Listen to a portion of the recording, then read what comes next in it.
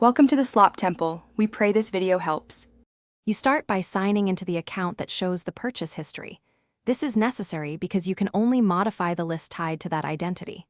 Once signed in, make sure two-factor authentication or admin credentials are available so you won't be locked out mid-change.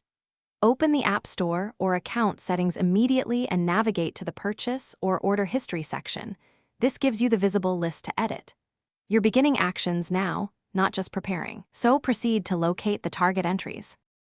You'll now identify specific purchases to remove from history. Use filters like date range, app name, or device to narrow results quickly. Once you spot an item, open its details and choose the appropriate action. Hide, remove from purchase history, or submit a support request if removal isn't direct. Some platforms require a refund or support ticket to alter records.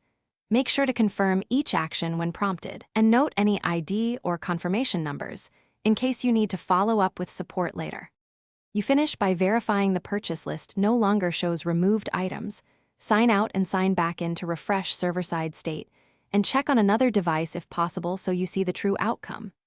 If entries persist, clear the App Store cache or app data, because local caching often prevents immediate updates.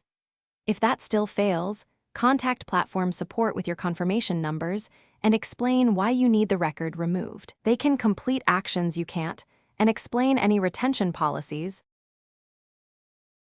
Thanks for watching. Consider subscribing if we helped you.